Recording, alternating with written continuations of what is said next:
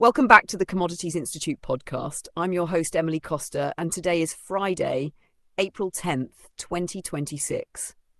We're going to begin today in agriculture because far from the front lines of conflict, we're seeing one of the clearest examples of how geopolitical shocks ripple through the real economy and ultimately into food systems. In Bangladesh, a country heavily dependent on imported fuel, the ongoing disruption to Middle Eastern energy flows is now directly threatening rice production. Diesel shortages have emerged at a critical moment in the planting season, leaving farmers unable to irrigate their fields. And this is not a marginal issue. Rice is the primary staple for over 170 million people.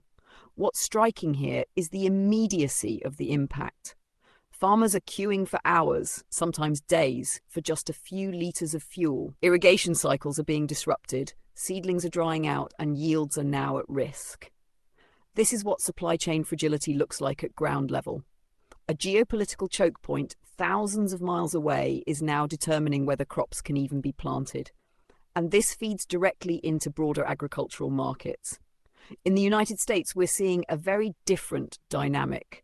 One of relative abundance, but growing uncertainty. Corn inventories remain high, with ending stocks projected at over 2 billion bushels, a 7-year high. On paper, that should... But here's the tension. Fertilizer markets have been disrupted by the same geopolitical conflict, particularly with nitrogen exports from the Gulf constrained.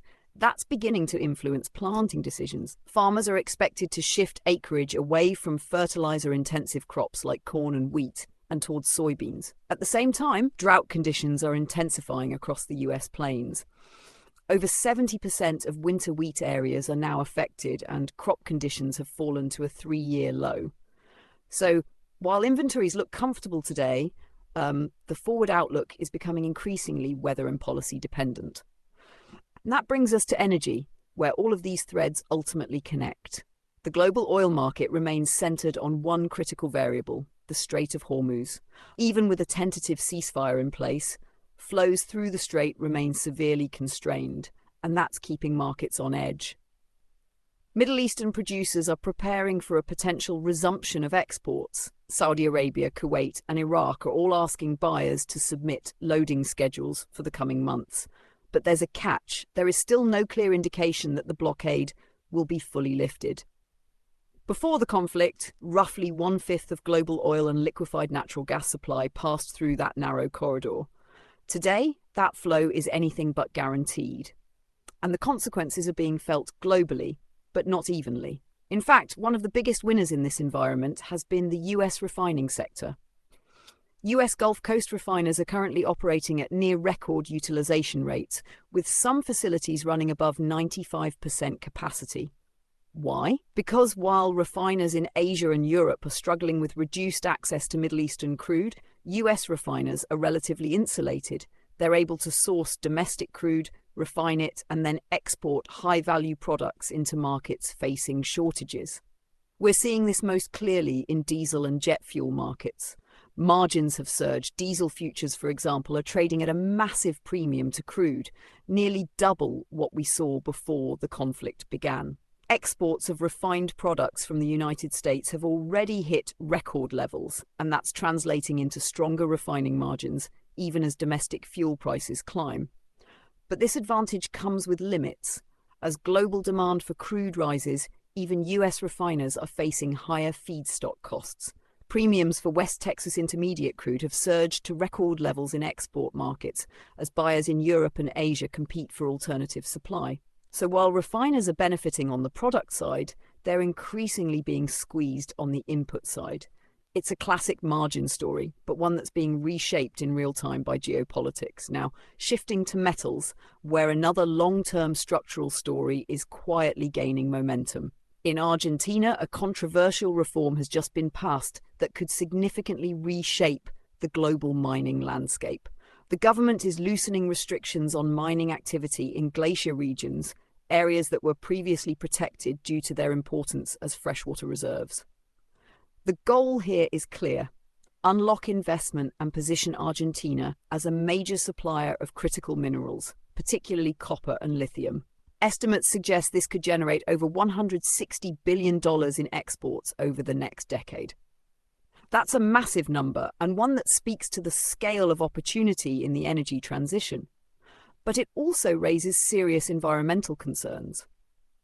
These glacier regions are not just remote ice fields, they're strategic water sources. And the debate we're seeing here is one that's playing out globally.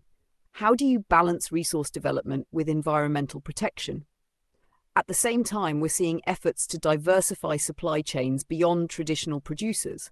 In Europe, a new partnership between a US rare earth company and a French processing firm is aiming to build out local capacity for magnet production. This is part of a broader push to reduce dependence on China in critical minerals. What's important here is not just the investment itself, but the focus on building an integrated ecosystem from mining to processing to manufacturing. Because in rare earths, control over processing is just as critical as control over the raw material. And finally, let's touch on power and energy transition dynamics.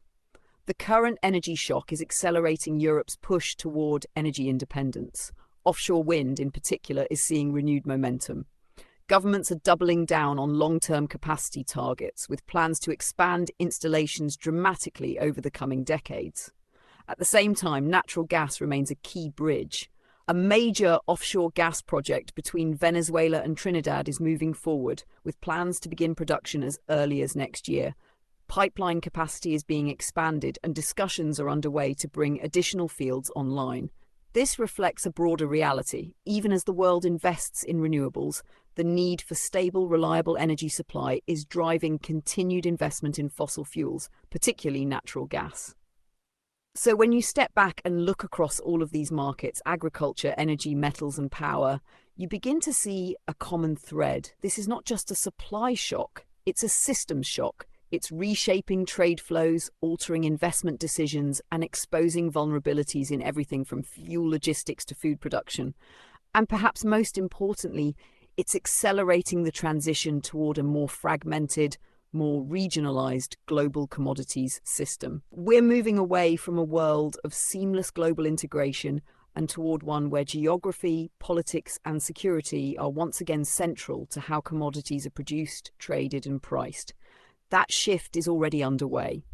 The question now is how quickly it unfolds and who adapts fastest. That's all for today's episode. If you found this episode valuable, be sure to subscribe, share, and leave a review. Find us online at commoditiesinstitute.com.